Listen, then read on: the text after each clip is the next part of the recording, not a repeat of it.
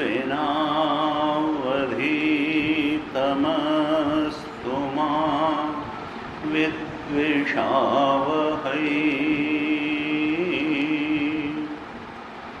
ॐ शान्तिः शान्तिः शान्तिः।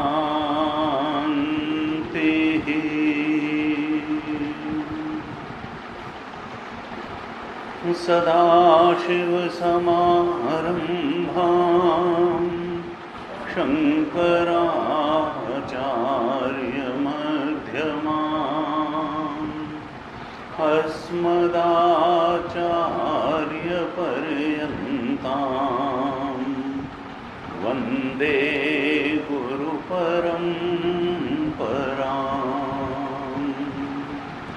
अज्ञानतिमिरान्धस्य ज्ञानाञ्जनशलाकया चक्षुरुन्मीलितं येन तस्मै श्रीगुरवे नमः। तस्मै श्रीगुरवे नमः। शांति। ॐ भद्रं कर्णेभिः शृणुयाम देवाः।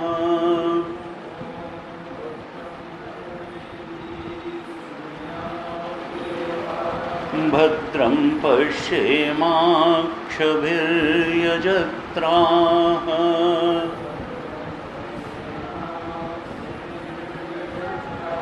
स्थिरैरङ्गैस्तुष्टुवागंसस्तनूभिः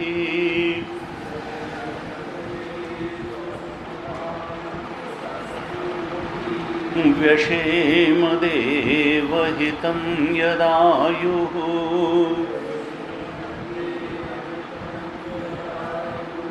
स्वस्ति न इन्द्रो वृद्धश्रवाः।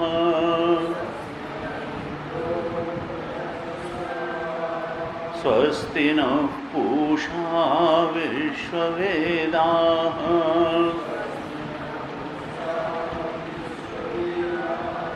स्वस्ति नस्तार्क्ष्यो अरिष्टनेमिः।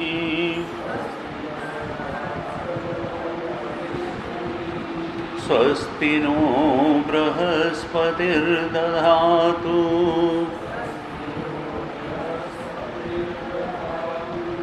ॐ शान्तिः शान्तिः शान्तिः।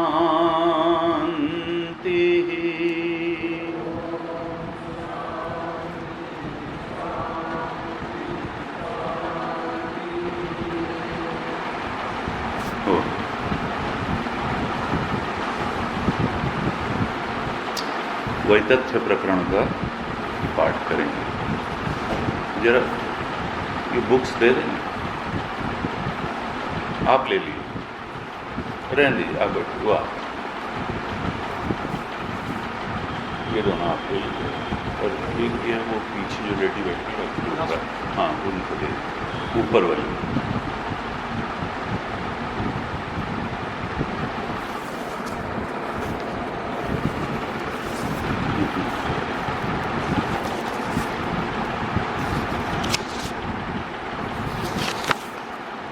वैतथ्य प्रकरण की पहली कारिका से पाठ करें। दोहराइए।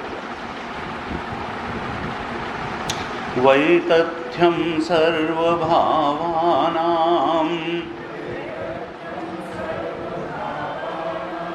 स्वप्ने आहुर्मनीषिणः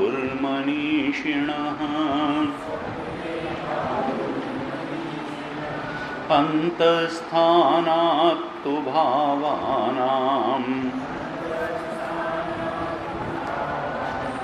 संवृतत्वेन हेतुना अदीर्घत्वेन अनियतत्वाच्च कालस्य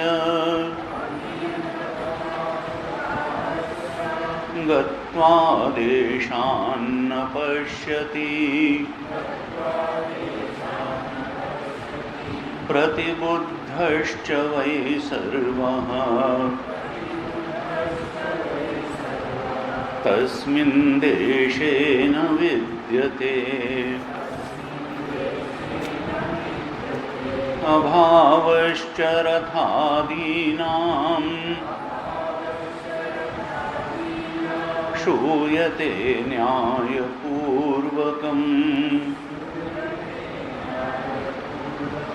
वैतथ्यं तेन वै प्राप्तम् स्वप्ने आहुः प्रकाशितम्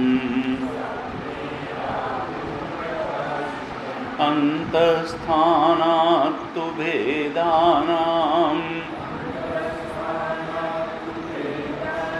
तस्माज्जागरिते स्मृतम् यथा तत्र तथा स्वप्ने संवृतत्वेन भिद्यते स्वप्नजागरिते स्थाने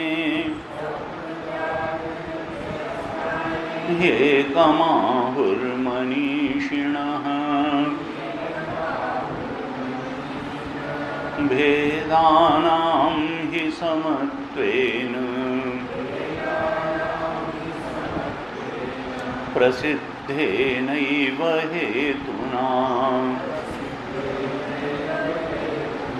आदावन्ते च यन्नास्ति वर्तमानेऽपि तत्तथा वितथैः सदृशाः सन्तः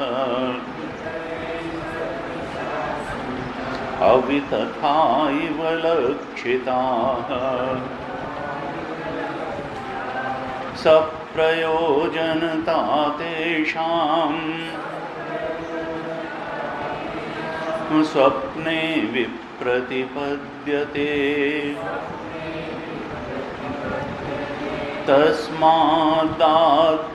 तस्मादाद्यन्तवत्वेन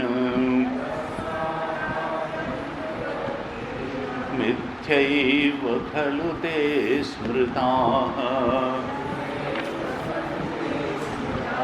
अपूर्वं स्थानि धर्मो हि यथा स्वर्गनिवासिनां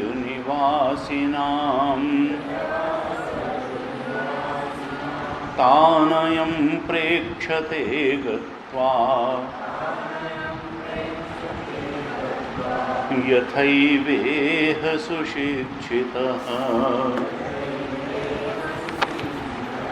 स्वप्नवृत्तावपि त्वन्तः चेतसा कल्पितं त्वसत् बहिश्चेतो गृहीतं सत् दृष्टं वैतथ्यमेतयोः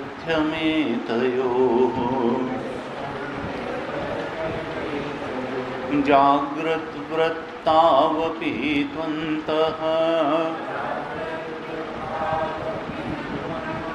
चेतसा कल्पितं त्वसत् बहिश्चेतो गृहीतं सत् युक्तं वैतथ्यमेतयोः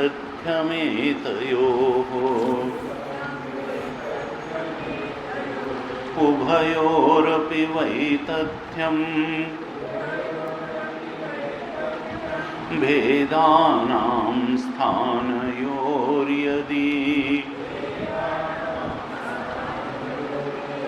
कयेतान् बुध्यते भेदान् को वै तेषां विकल्पकः कल्पयत्यात्मनात्मानम् आत्मा देवः स्वमायया स एव बुध्यते भेदान् इति वेदान्तनिश्चयः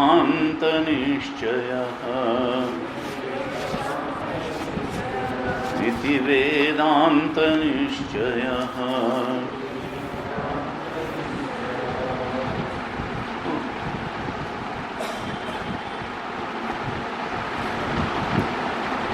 स्वप्न को मिथ्या सिद्ध करने के बाद गौड़पादाचार्य जी जागृत को भी स्वप्नवत ही बताते हैं, और इसलिए फिर चूंकि जागृत भी स्वप्नवत ही है, इसलिए जागृत भी सत्य नहीं है। क्योंकि पहले ही बता चुके हैं आगम प्रकरण में ही कि देखो सत्य तो आत्मा ही है, आत्मा के अलावा जो भी है विवर्त है, प्रतीत है, आभासी सत्ता है, वास्तविक सत्ता पारमार्थिक सत्ता तो आत्मा। तो पहले स्वप्न को मिथ्या सिद्ध किया, अनुचित देश और अनुचित काल में दिखने के कारण स्वप्न सत्य नहीं है, स्वप्न मिथ्या है। और फिर चूंकि जागृत भी स्वप्नवत है, इसलिए जागृत भी मिथ्या ही है। इसमें व्यवहार योग्यत्व है, इसमें सुख दुख की योग्यता है, इसमें व्यवहार की योग्यता है, लेकिन ये सत्य का प्रमाण नहीं है। सत्य की परिभाषा कल हमने बताई थी, निर्विकार रहते हुए जो तीनों कालों में रहे वही सत्य है।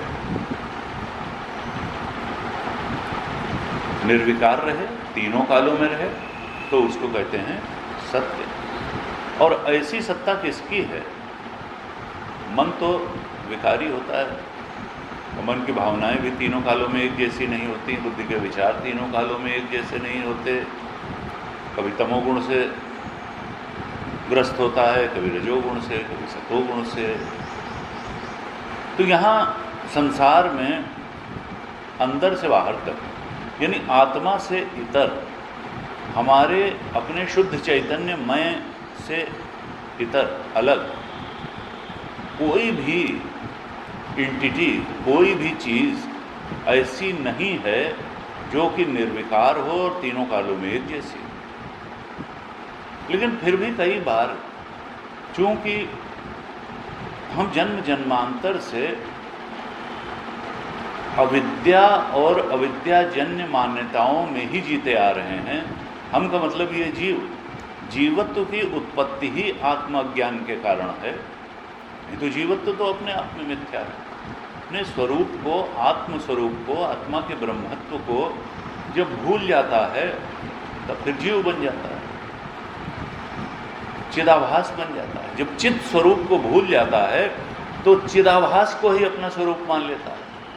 जब आत्मस्वरूप को भूल जाता है तो आत्मा के बुद्धि में पड़े हुए प्रतिबिंब को, जिसको जीव कहते हैं, उसी को अपना स्वरूप मान लेता है।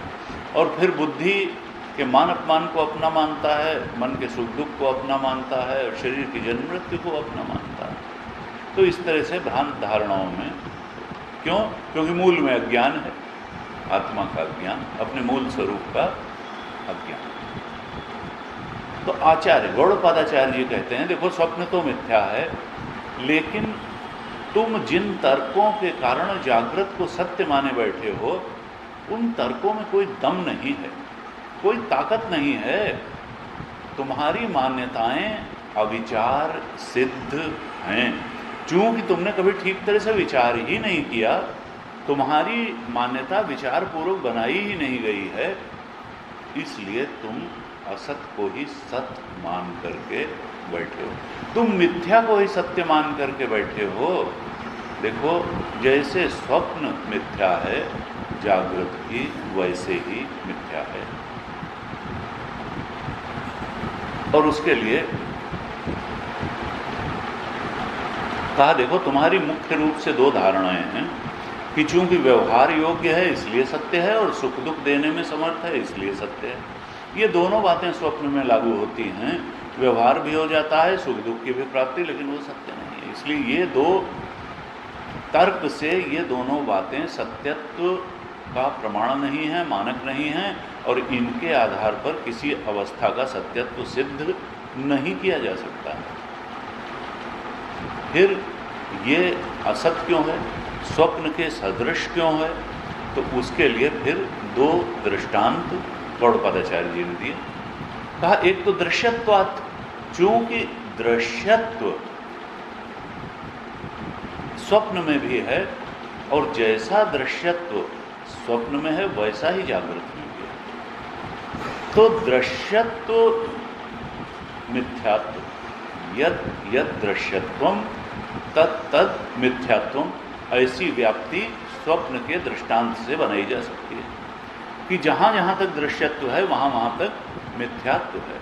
और फिर जागृत में जब उसको घटाएंगे तो जागृत भी उस व्याप्ति के अनुसार मिथ्या साबित होगी। फिर दूसरी व्याप्ति क्या बताई थी, कल हमने चर्चा की छठी कारिका में, कि देखो जो आदि अंत वाला है,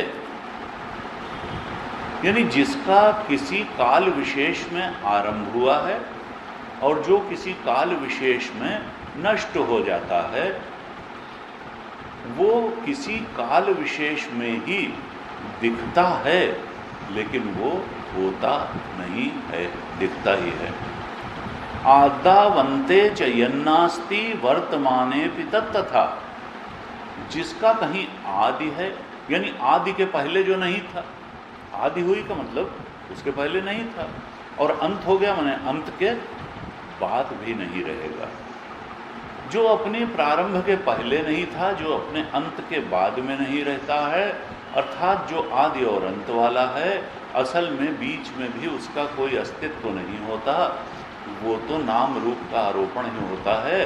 अस्तित्ववान चीज़ तो उसकी सत्ता के पहले भी, जो आदि के पहले भी थी और अंत के बाद भी रहेगी, असल में अस्तित्व तो उसी का बीच में भी होता है। घट का उदाहरण है, मिट्टी उसके पहले भी थी बाद में भी, तो बीच में भी तत्वतः तो मिट्टी ही है। पूरी सृष्टि के संदर्भ में यही परमात्मा के बारे में या आत्मा के बारे में, सदैव सौम्य इदम अग्रे आसीत एक मेवा द्वितीयम, छांदोग्य में कहा, एक सत ही था जो इस सब कुछ प्रपंच के पहले था और प्रलय के बाद भी वही रह जाएगा। तो अगर एक सत ही था तो अस्तित्व तो सत का ही है। वो अगर सृष्टि के पहले भी था, सृष्टि के बाद भी रहे, तो बीच में भी है सत ही, सत के अलावा कुछ नहीं है। और गीता ने भी कल हमने चर्चा की थी, कहा ना सतो विद्यते भावः ना भावो विद्यते, ना असतो विद्यते भावः, असत का तो कोई भाव ही नहीं है, वो प्रतीति है, वो आभास है, उसका कोई रियल एग्जिस्टेंस नहीं है। असत का रियल एग्जिस्टेंस परमार्थतः जो अस्तित्व है वो तो आत्म तत्व का ही है, सत का ही है। न असतो विद्यते भावः और न अभावो विद्यते सतः, गीता जी का दूसरे अध्याय का साथ 15-16 को श्लोक कहा। और सत का अभाव नहीं है, असत का भाव नहीं है और सत का अभाव नहीं है। हमेशा एक सत की ही सत्ता है। सत कहें, चित कहें या आनंद कहें, वो तो एक ही एंटिटी के तीन लक्षण हैं और वो भी लखाड़ने के लिए हैं। वास्तव में तो उसका कोई लक्षण बनाया नहीं जा सकता। वो तो असत के विरोध में ही उसको सत कहा जाता है, अज्ञान के विरोध में ही उसको ज्ञान स्वरूप कहा जाता है और दुख स्वरूप के विरोध में उसको आनंद स्वरूप कहा जाता है। वो तो जो है सो है, वो तो अनिर्वचनीय है। असल में तो उसको नाम भी नहीं दिया जा सकता। समझाने के लिए सच्चिदानंद कह देते हैं। Existence, consciousness, bliss. कल हमने चर्चा की थी, देखो रियल एग्जिस्टेंस कॉन्शियसनेस का ही है। Consciousness is the only truth and consciousness is the only bliss. वही सत्य है, वही चेतन है और वही आनंद है। तो ये दो दृष्टांत जागृत को स्वप्नवत बताने के लिए गौड़पादाचार्य जी ने दिए। दृश्यत्वात् जागृत सत्य नहीं है, मिथ्या है, और आदि और अंत वाला होने के कारण जागृत सत्य नहीं है, जागृत भी मिथ्या है। और कहा कि मिथ्या होते हुए भी जो लोग चीज़ों को सत्य समझ लेते हैं, असल में वो अनात्मा को ही आत्मा समझ लेते हैं, और ये अज्ञान का लक्षण है। ये अज्ञान का लक्षण है, ये मूढ़ता का लक्षण है। और गीता जी ने कहा, क्या कहा? अमूढ़ बनना है। गच्छन्त अमूढ़ाः पदम अव्ययम्। जो अमूढ़ होता है, यानी अज्ञान से मुक्ति पाता है, वही उस परम पद को प्राप्त करता है। 15वें अध्याय का 5वां श्लोक कहा कि मान मोह के दूर जन निर्मान मोहाजित संग दोषा अध्यात्म नित्या विनिवृत्त कामा द्वंद्वैर्विमुक्ता सुख दुख संज्ञै गच्छन्त्य मूढ़ा पदम अव्ययम् तत्। उस अव्यय पद को अमूढ़ होकर के जाता है निर्माण मोह। मान और मोह से मुक्त हो जाता है, क्योंकि मोह सकल अनर्थ कर मूला। ये अज्ञान ही सारे अनर्थ का मूल है। और अज्ञान जाएगा कैसे? ये मोह का नाश कैसे होगा?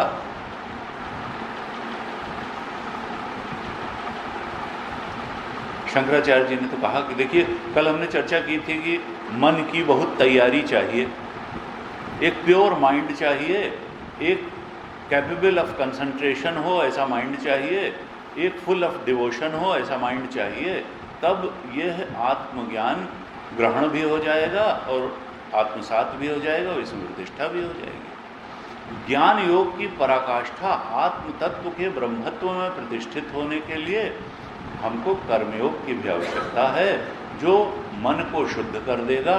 हमको ध्यान योग की भी आवश्यकता है, जो एकाग्रता को बढ़ा देगा। और हमको भक्ति योग की भी आवश्यकता है, जो मन को डिवोशन से, भक्ति से भर करके सारी योग्यताएं पैदा कर देगा। लेकिन फिर ये ज्ञान योग की पराकाष्ठा, अयम आत्मा ब्रह्म, इस बोध जो कि क्या है, यही तो लिबरेशन है और यही रियलाइजेशन है, और कुछ रियलाइजेशन। इस बोध में दृढ़ता से प्रतिष्ठित हो जाना, ये जो हमारा आत्मा है यही ब्रह्म है, यही सृष्टि का एकमात्र सत्य, यही तो लिबरेशन है, यही तो जीवन मुक्ति है। और यही जिसको रहस्यमय शब्दों में रियलाइजेशन कहते हैं, तो यही आत्मबोध में स्थिति है, दृढ़ता से स्थिति हो जाए। और इसके लिए साधन क्या है?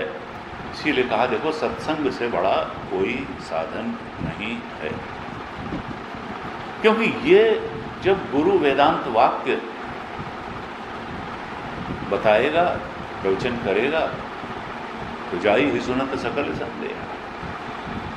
शंकराचार्य जी ने कहा कि देखो सत्संग जो है उसकी महिमा अपरंपार है। सारे संतों ने कहा सत्संगत्व निसंगत्वम। देखो ये जो मोह सकल अनर्थ कर मूला है, ये जो अज्ञान है आत्मा का, जो बाधा बन करके बैठा हुआ है, ये सत्संग ही इसके निवारण का उपाय है। सच्चा सत्संग, सत्संगत्व निसंगत्वम, असंगता कहा वो जो तीन चरण हैं, कर्मयोग से भक्ति योग और ज्ञान योग से, कर्मयोग भक्ति योग और ध्यान योग से प्राप्त होने वाले, यानी purity of mind, concentration of mind और डिवोशन, ये तीनों अपने आप ही सत्संग में आने लगते हैं, अगर ठीक तरीके से एकाग्र हो करके सत्संग किया जाए तो असंगता अपने आप आने लगेगी। सत्संगत्वे निसंगत्वम, मन अपने आप सत्य के लिए जिज्ञासु, लालायित, उत्साहित और उस रस को पाने वाला बनने लगेगा, और इसलिए अन्य आत्मा से इतर चीज़ों से अपने आप धीरे धीरे असंगता होगी। सत्संगत्वे निसंगत्वम और निसंगत्वे निर्मोहत्वम, एक समय ये असंगता ऐसे बढ़ती बढ़ती बढ़ती बढ़ती चली जाएगी कि आत्मा में ही रस आने लगेगा और आत्मा से इतर चीज़ें नीरस हैं, ये बात समझ में आने लगेगी कि अरे इनमें तो आभासी सत्ता है, इनमें तो इनके सुख के पीछे तो दुख खड़ा रहता है, ये सच्चा सुख है नहीं, सच्चा सुख तो आत्मा का है। तो मोह अपने आप धीरे धीरे समाप्त होगा। मोह का मतलब अज्ञान, अज्ञान ही समाप्त हो जाएगा। जिसकी आभासी सत्ता थी वो आभासी प्रातीतिक सत्ता मालूम होगी और आत्मा का सत्य सत्य है, ये बोध दृढ़तम होता जाएगा। तो भाष्यकार ने कहा सत्संगत्वे निसंगत्वम, निसंगत्वे निर्मोहत्वम, पहली सीढ़ी है निसंगत्वम, और वो बढ़ते बढ़ते सत्संग से निर्मोहत्वम तक पहुंच जाएगी, अज्ञान ही नष्ट हो जाएगा। जो मोह सकल अनरथ कर मूला था वो मूले कुठाराघात हो जाएगा, मोह ही चला जाएगा। और निर्मोहत्वे निश्चल तत्वम, निश्चल तत्व कौन है? वही जो त्रिकालेति तिष्ठति, जो निर्विकार रहते हुए तीनों कालों में रहता है, अर्थात शुद्ध चेतन तुम्हारा अपना आत्मा, वो निश्चल तत्व ही बचेगा जब अज्ञान नष्ट हो जाएगा। निर्मोहत्वे निश्चल तत्वम, और निश्चल तत्व जीवन मुक्ति है।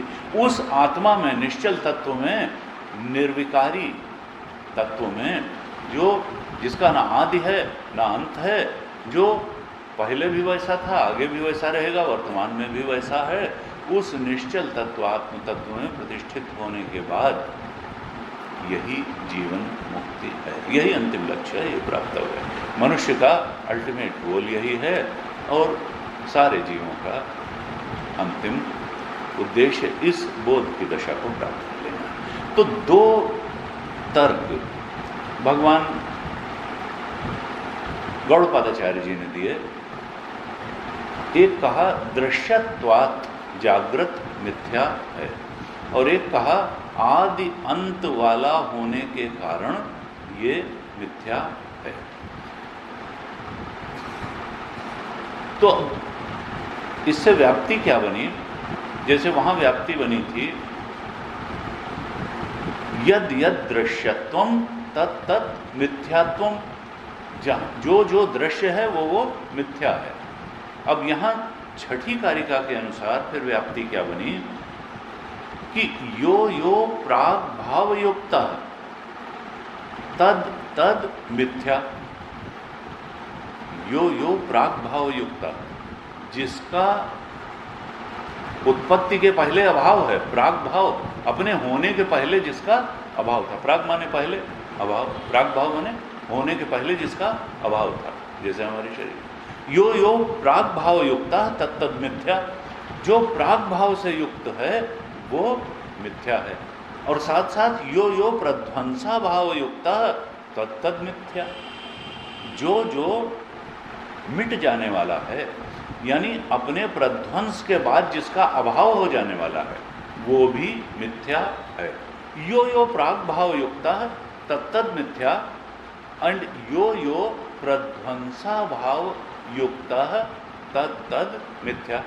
तो अब ये तीन हेतु हमारे पास आ गए। एक तो दृश्यत्वात् का, एक प्राग भाव से युक्त है वो मिथ्या है, जहाँ जहाँ तक दृश्य है वो मिथ्या है, और जो जो प्रध्वंसा भाव से युक्त है वो भी मिथ्या है। ये तीन लिंग आ गए।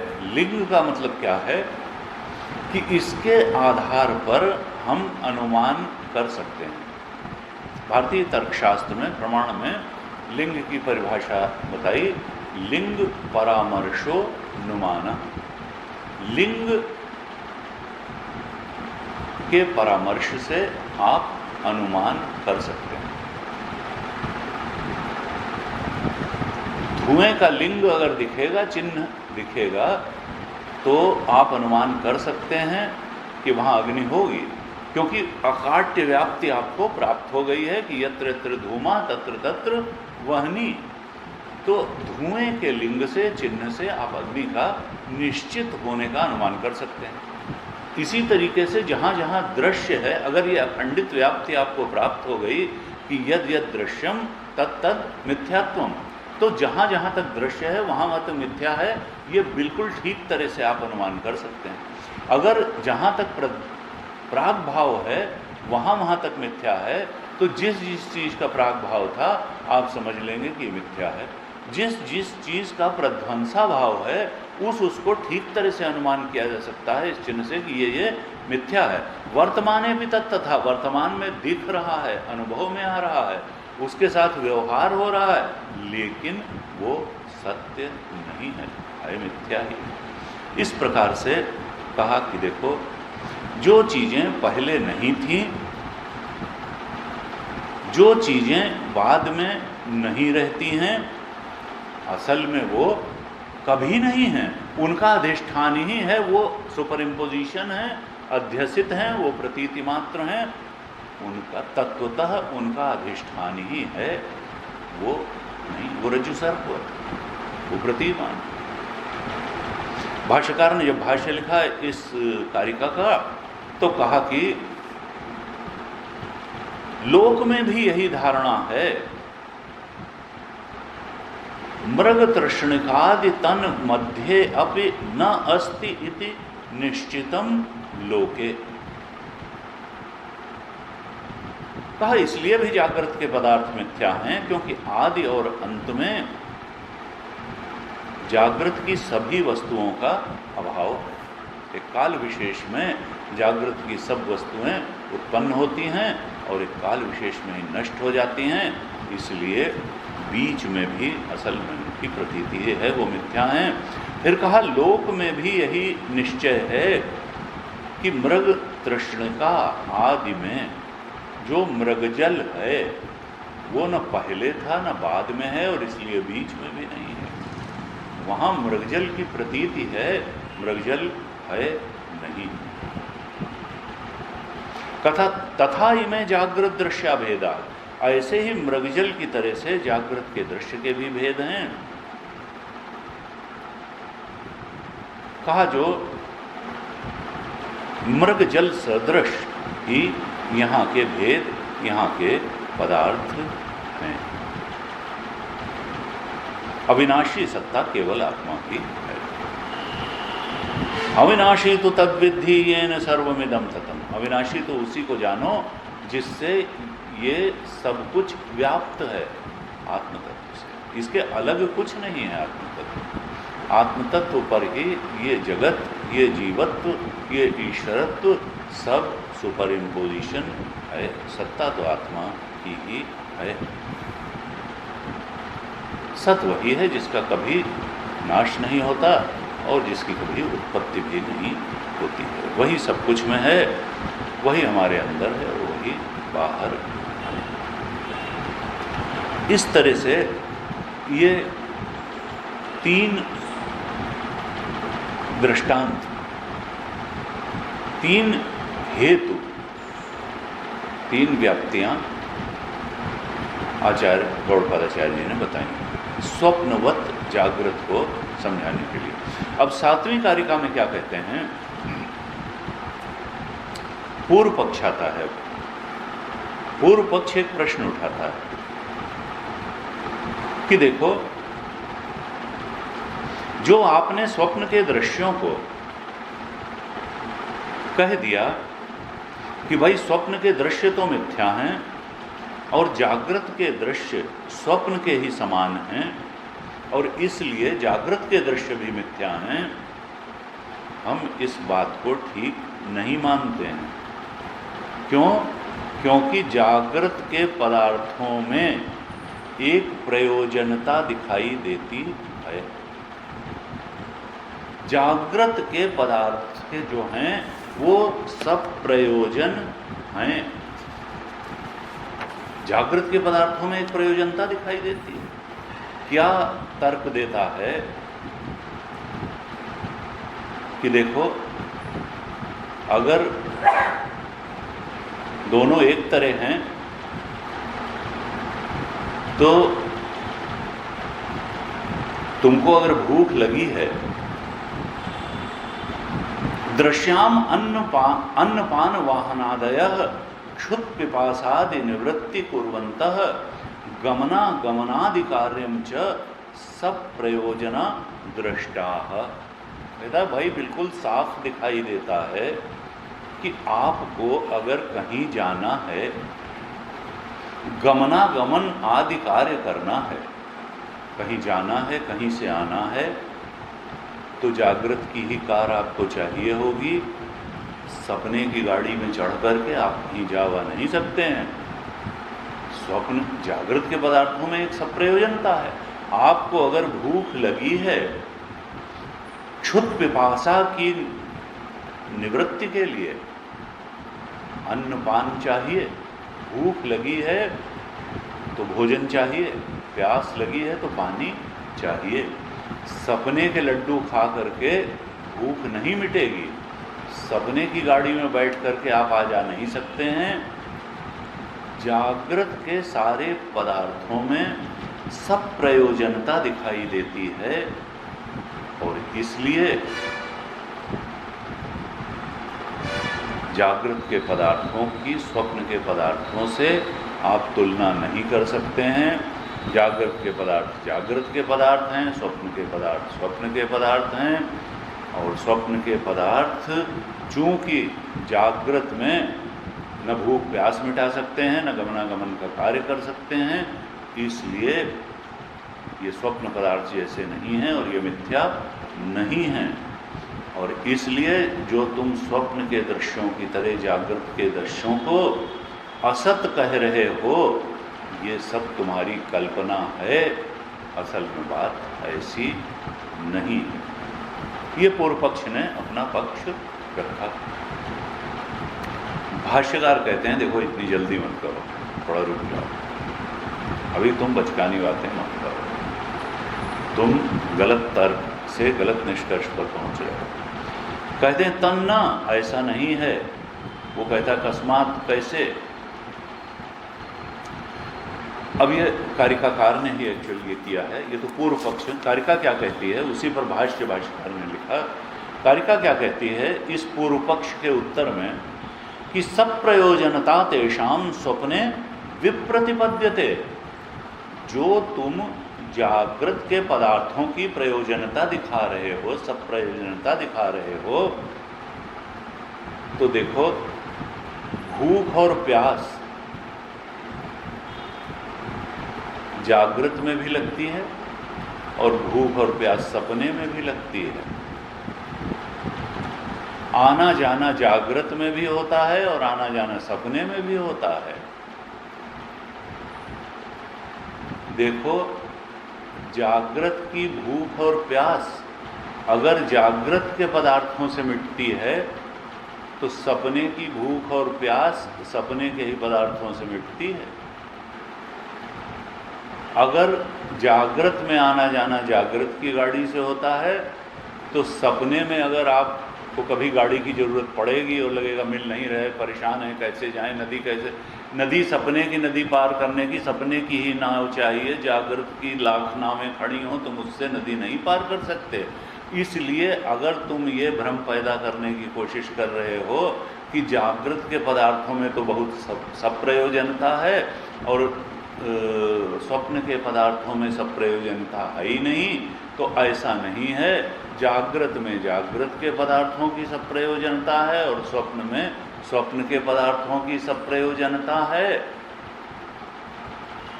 तो सिर्फ इस आधार पर कि जागृत के पदार्थों की सब प्रयोजनता है इसलिए जागृत तो सत्य है और स्वप्न जो है वो तो मिथ्या हम मान लेते हैं, ऐसा कुछ नहीं।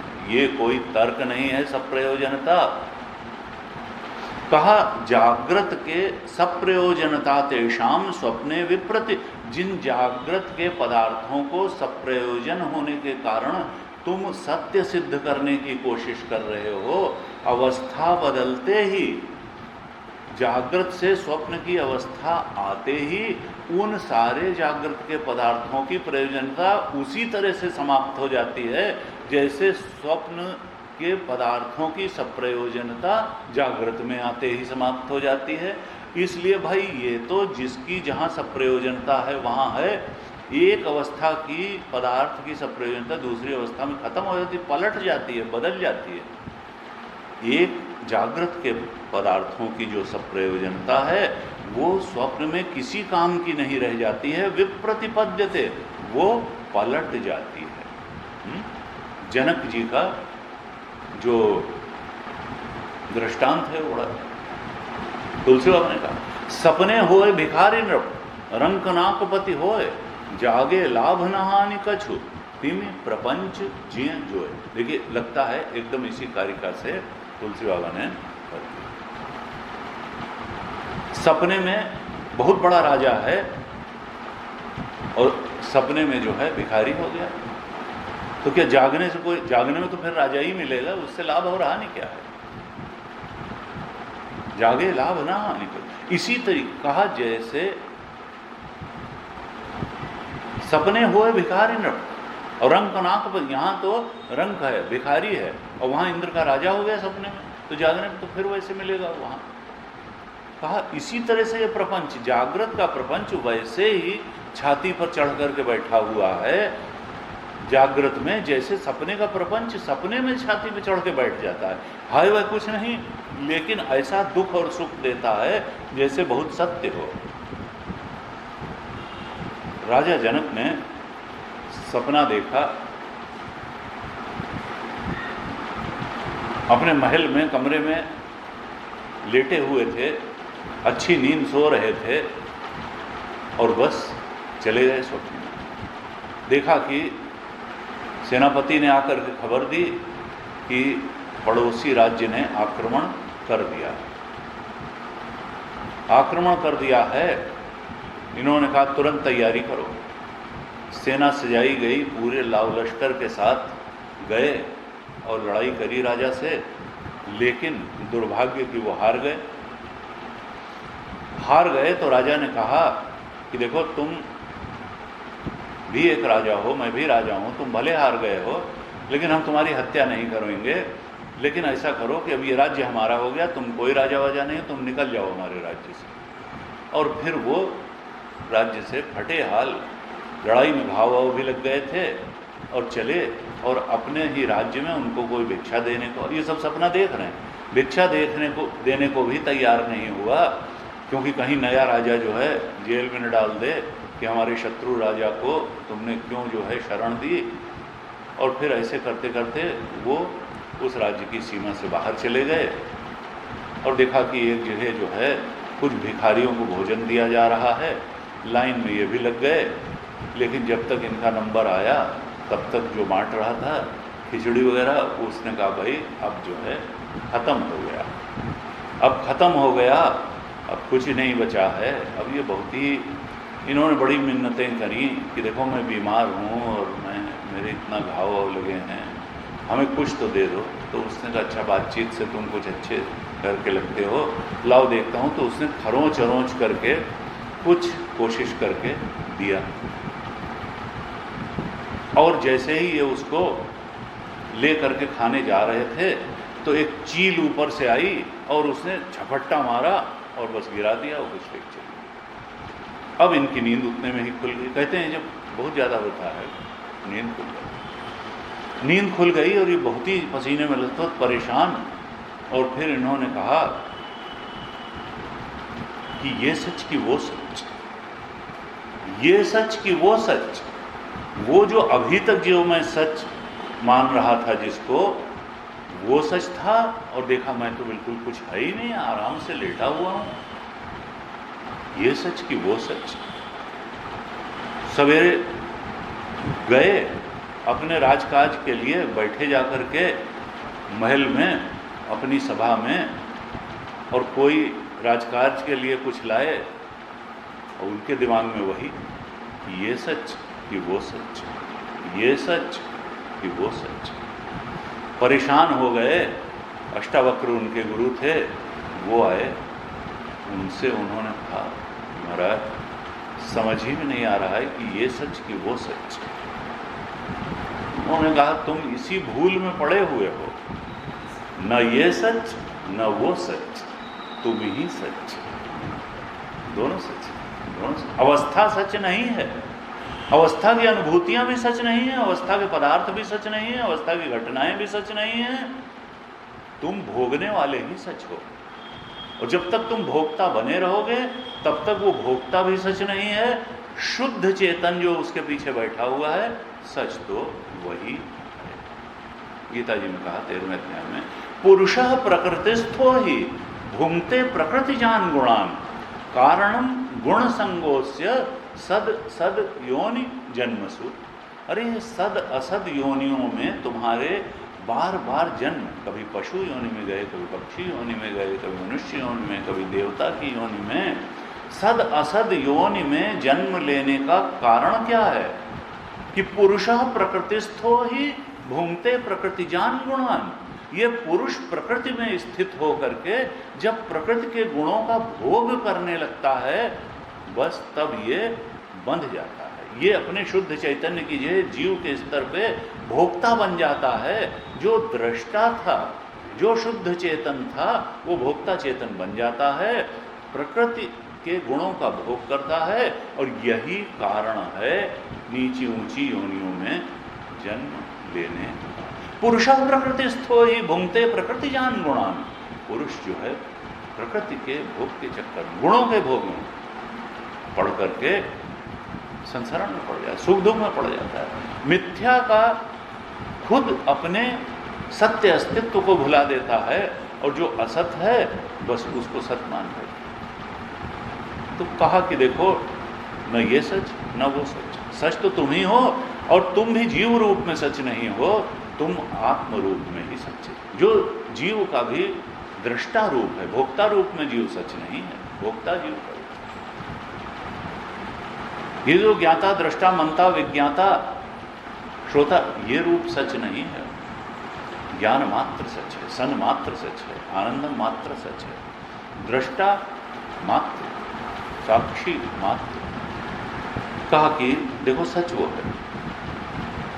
तो ये जो सप्रयोजनता है ये बदल जाती है।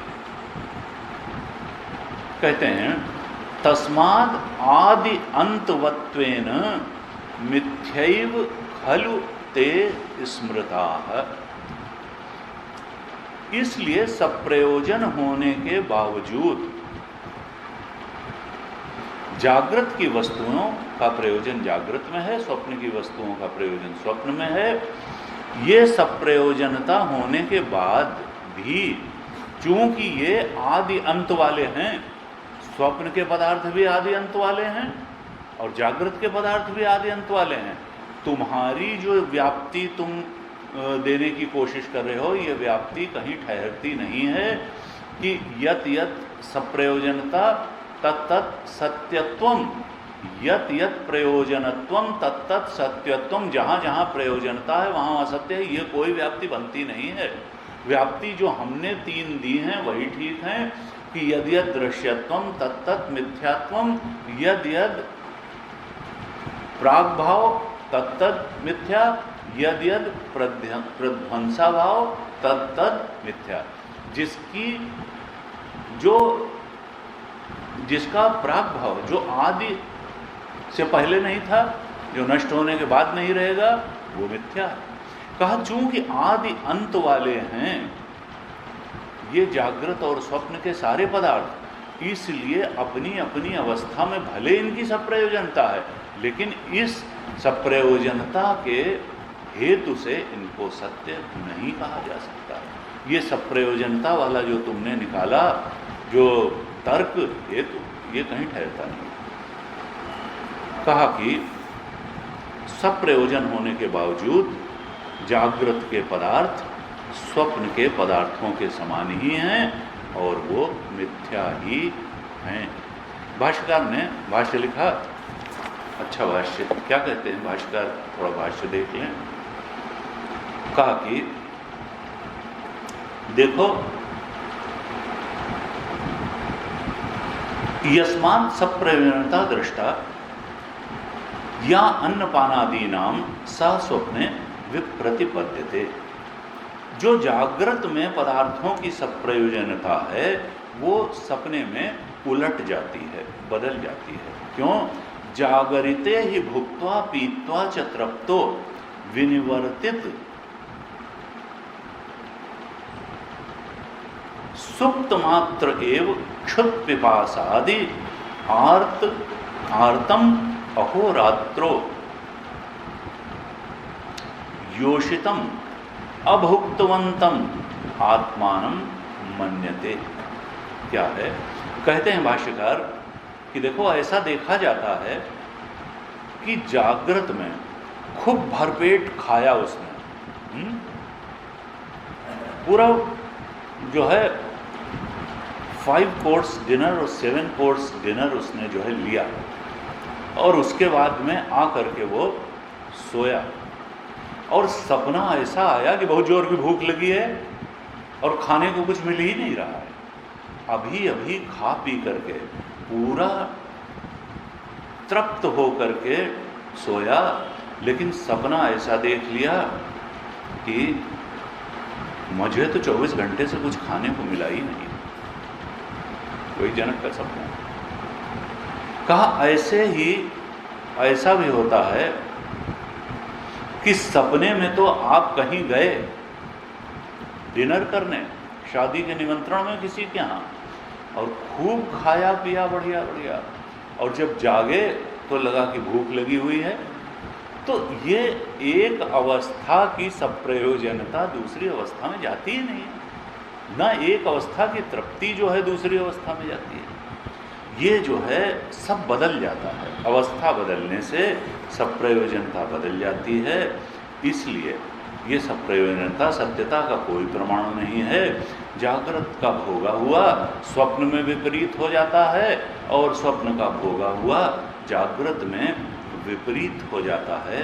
इसलिए देखो, स्वप्न के दृश्यों की तरह जागृत के दृश्य भी मिथ्या है। ये सब प्रयोजन का कोई प्रमाण नहीं है।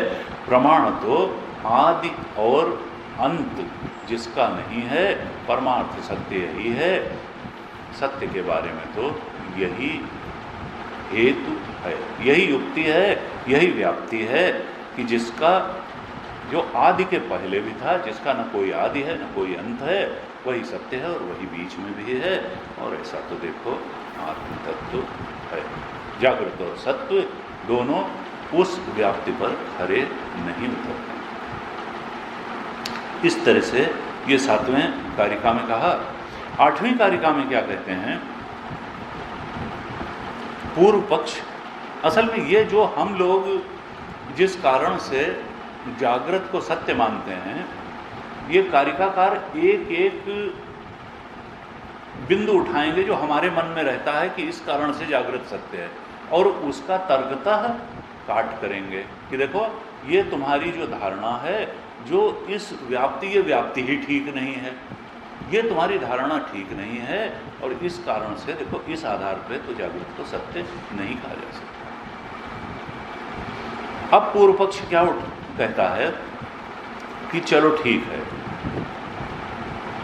आपने कहा कि भाई जागृत की पदार्थ स्वप्न में उनकी कोई प्रयोजनता नहीं रह जाती, और स्वप्न के पदार्थों में जागृत की नहीं रह जाती, और फिर जो है स्वप्न और जागृत समान हैं, और स्वप्न और जागृत के जो पदार्थ हैं वो एक तरह से असत हैं। लेकिन हम अभी भी इस बात को नहीं मानते हैं। क्यों? क्योंकि जो आपने दृष्टांत दिया है वो दोषपूर्ण है। आपका दृष्टांत जो है गलत है। आपने जो स्वप्न के पदार्थों की, स्वप्न के भेदों की जागृत के पदार्थों और भेदों से तुलना करी है, वो तुलना ठीक नहीं है। क्योंकि देखिए, जो स्वप्न का प्रपंच है वो जागृत के प्रपंच से बिल्कुल अलग है। वो कोई जागृत की वासनाओं का अनुवाद नहीं है, जागृत की वासनाओं के अधीन नहीं है, वो जागृत की वासनाओं के अनुरूप नहीं है। स्वप्न का प्रपंच एक बिल्कुल अलग चीज है और जागृत का प्रपंच बिल्कुल अलग चीज है। इसलिए दोनों का कंपैरिजन करना ठीक नहीं है। स्वप्न के प्रपंच की अपनी अपूर्वता है, आप उसको जागृत से तुलना करके जागृत पर उसका आरोपण नहीं कर सकते, एक समान नहीं बता सकते हैं। स्वप्न में ऐसे ऐसे धर्म होते हैं जो जागृत में कभी होते ही नहीं हैं। स्वप्न की दृश्यों की अपनी अपूर्वता है, वहाँ ऐसे ऐसे दृश्य दिखाई देते हैं जो कभी जागृत में नहीं होते। तुलना की कोई बात नहीं। तेजोमन जी ने उपदेश साध दिया कि भाई वो स्वप्न में दिखाई दे सकता है कि एक हाथी स्कर्ट पहन करके, सैंडल पहन करके कमरे के अंदर है। अब वो कैसे जो है हाथी स्कर्ट पहनेगा और सैंडल पहनेगा और कमरे, वो तो दरवाजा ही उतना बड़ा नहीं है, आएगा कैसे? लेकिन स्वप्न में दिख सकता है। तो यहां दृष्टांत भाष्यकार ने दिया, पूर्व पक्षी ही देता है। पहले पूर्व पक्षी ने दिया दृष्टांत, फिर भाष्यकार दिया। पूर्व पक्षी कहता है कि देखो, स्वप्न के जो दृश्य हैं उनका जागृत के दृश्यों से कोई साम्य नहीं है, मिलान नहीं है। भाष्यकार कहते हैं क्यों नहीं है? तो वो कहता है अपूर्वम स्वप्ने पश्यति चतुर्दंतम गजम आरूढ़म अष्टभुजम आत्मानं मन्यते। कहता है स्वप्न में ऐसी अपूर्वता होती है कि स्वप्न में चार दांत वाला हाथी दिख जाता है।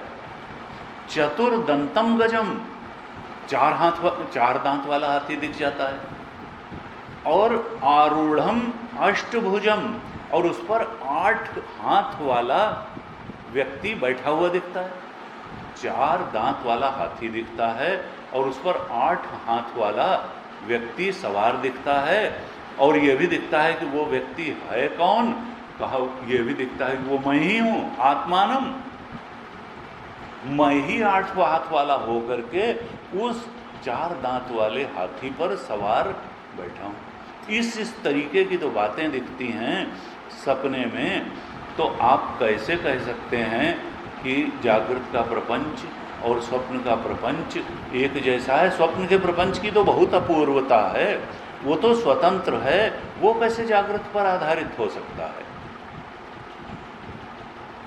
और जब दोनों की तुलना नहीं की जा सकती है अपूर्वता के तर्क के आधार पर, तो जब दृष्टांत तो आपने वहीं से लिया था दृश्यत्वात और हर चीज का, तो फिर उस दृष्टांत का उपनय कैसे करेंगे जागृत पे? और फिर निगमन भी ना, प्रतिज्ञा भी झूठी हो गई और निगमन भी झूठा हो गया। जब दृष्टांत व्याप्ति तो दृष्टि वहीं से स्वप्न से ही लिए थे, तो आपका सब कुछ झूठा हो गया।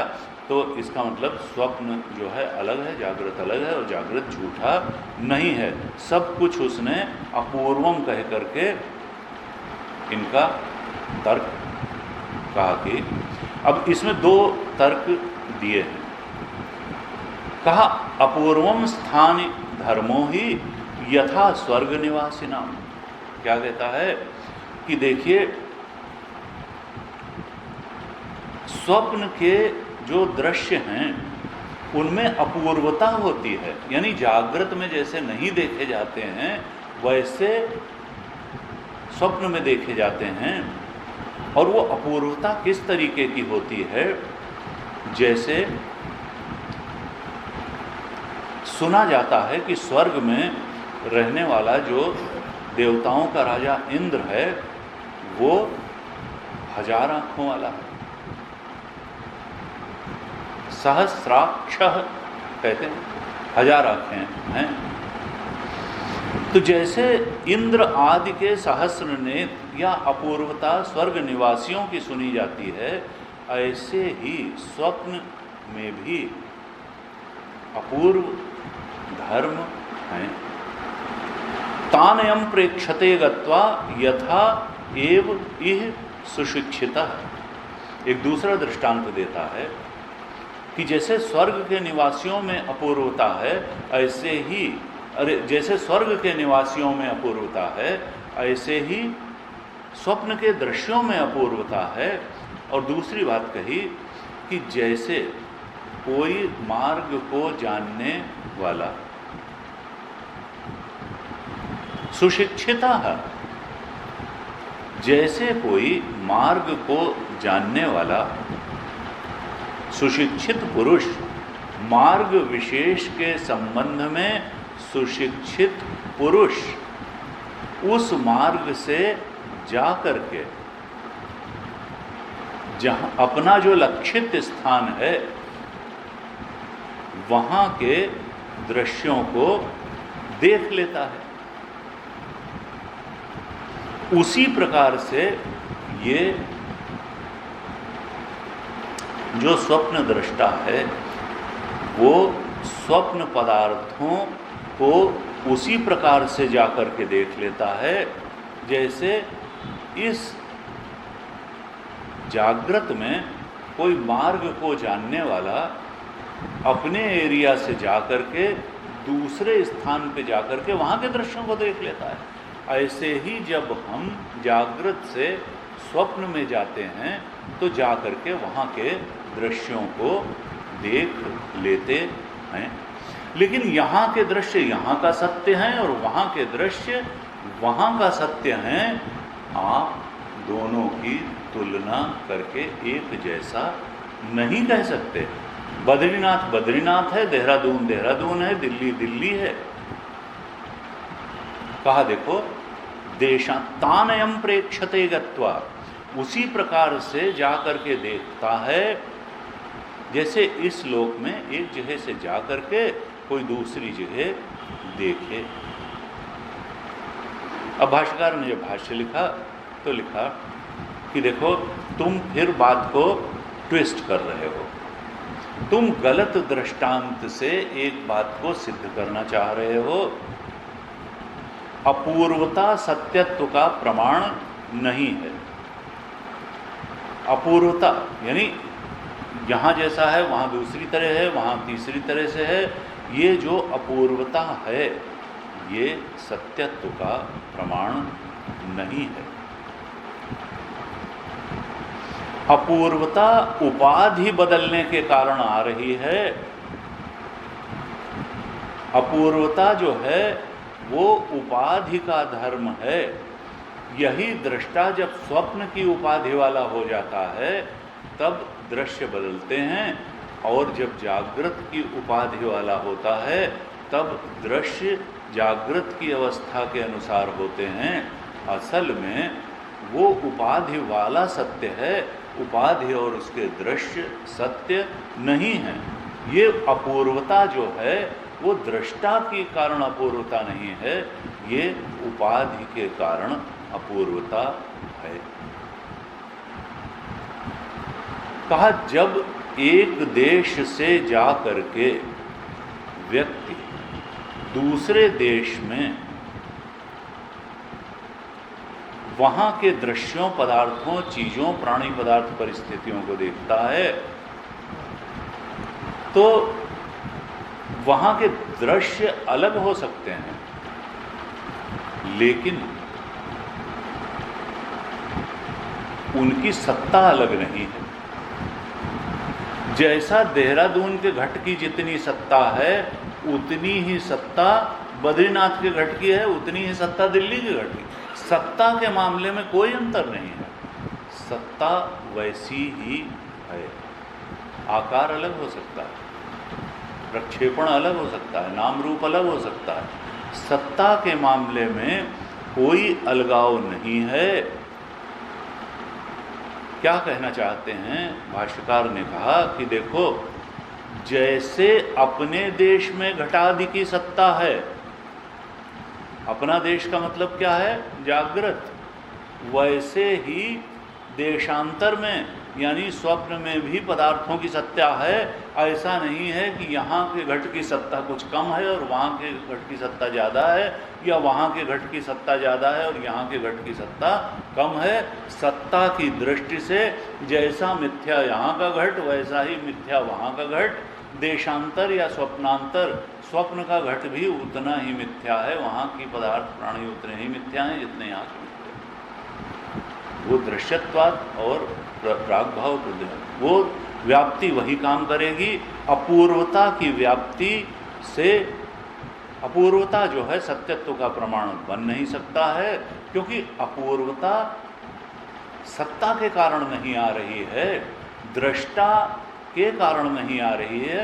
अपूर्वता तो उपाधि या स्थान के कारण आ रही है, अवस्था के कारण आ रही है। उपाधि का धर्म है अपूर्वता, दृष्टा का धर्म नहीं है।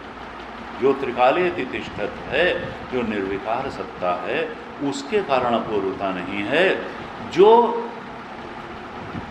स्वर्ग निवासियों की तुम बात बता रहे हो कि अपूर्वता है, कि इंद्र आदि 1000 आँखों वाले हैं, उनकी भी सत्ता में कोई, जो मनुष्य की सत्ता है वही इंद्र की सत्ता है। क्यों? क्योंकि दोनों जीव हैं और दोनों का सत्य आत्म तत्व ही है। जैसी सत्ता देवता की वैसी सत्ता मनुष्य की। जीवत्व तो सब में है, जीव तो सब है, कुत्ते बिल्ली में भी जीव है। जहाँ जहाँ सूक्ष्म शरीर है वहाँ वहाँ उस आत्म तत्व का रिफ्लेक्शन होगा और वहाँ वहाँ जीवत्व होगा। तो सत्ता की दृष्टि से जीव के स्तर पर ही कोई अंतर नहीं है। यह है कि वो कुछ पुण्य कर्म उनके ज़्यादा फलित हुए हैं तो देव बन गए, हमारे मिश्रित कर्म है तो हम मनुष्य बन गए, किसी के और पाप कर्म रहेंगे तो वो कुत्ता बिल्ली मच्छर मक्खी कीड़ा मकोड़ा बन गया। लेकिन जीवत्व तो सब में है और आत्म तत्व तो एक है ही। तो कहा ये जो स्वर्ग निवासियों की अपूर्वता बता रहे हो, ये अवस्था और जो उपाधि है उसके धर्म हैं। ये दृष्टा और आत्मा के धर्म के कारण ये अपूर्वता नहीं आ रही है।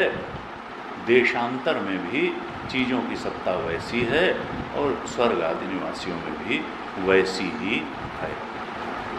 इसलिए ये भ्रम मत पालो कि अपूर्वता के कारण स्वप्न और जागृत के पदार्थों की सत्ता अलग है। देखो जैसे स्वप्न के पदार्थ हैं वैसे ही जागृत के भी। ये व्याप्ति गलत है कि यत्र यत्र अपूर्वत्वम तत्र तत्र सत्यत्वम। ये बिल्कुल कोई व्याप्ति नहीं बनती है कि जहाँ जहाँ अपूर्वता है वहाँ वहाँ सत्य है, सत्ता। और कहा जहाँ तक वासना की बात है, वासना तो एक ही है। वो जागृत में भी वही वासना है और स्वप्न में। बस स्वप्न में वासना अव्यवस्थित हो जाती है। जागृत की वासनाएं चूंकि इंटेलिजेंस, जागृत में विवेक तर्क शक्ति प्रभावी होती है और वहाँ तर्क शक्ति प्रभावी नहीं रह जाती है। इसलिए स्वप्न में अव्यवस्थित वासना का खेल होता है और जागृत में वासना का खेल थोड़ा व्यवस्थित ढंग से होता है। क्योंकि यहाँ थोड़ा बुद्धि जागृत है, तर्क शक्ति जागृत है, इसलिए है वासना का ही खेल जागृत में ही और है वासना का ही खेल स्वप्न में ही। वहाँ अव्यवस्थित वासना है, इसलिए हाथी स्कर्ट और सैंडल पहने कमरे के अंदर दिख सकता है, लेकिन यहाँ तो व्यवस्थित है, यहाँ नहीं दिखेगा। कहा देखो लेकिन सत्ता वैसी ही है, वो साक्षी ही, वो आत्म तत्व ही जागृत के पदार्थों का भी दृष्टा है और स्वप्न के पदार्थों का भी दृष्टा है और उसके दृष्टत्व में अंतर है।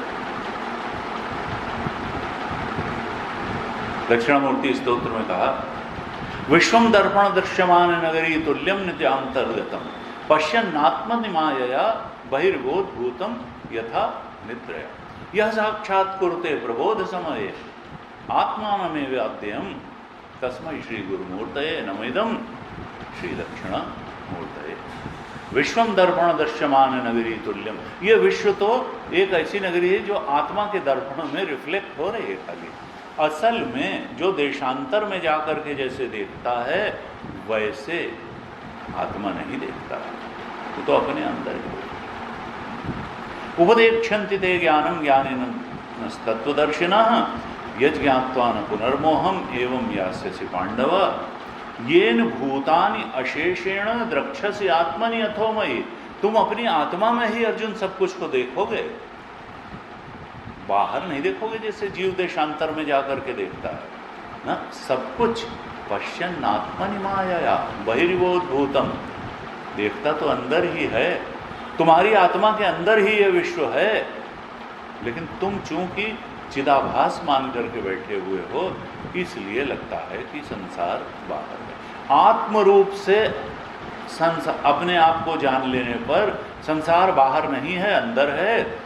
जैसे जागने के बाद मालूम पड़ जाता है कि सपना बाहर नहीं था, अंदर है, लेकिन सपने में रहते हुए तो ये चीज़ मालूम नहीं पड़ती कि सपना बाहर है।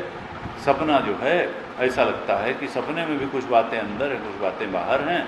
ऐसे ही जागृत में मालूम पड़ता है कुछ बातें अंदर हैं, कुछ बातें बाहर हैं, लेकिन सब कुछ अंदर है। जिसको बाहर मान रहे हैं वो भी अंदर है। ये तो जब आत्म तत्व में जागरण होता है तो मालूम पड़ता है कि नहीं, ये तो बिल्कुल स्वप्न के सृष्टि जैसी ही थी।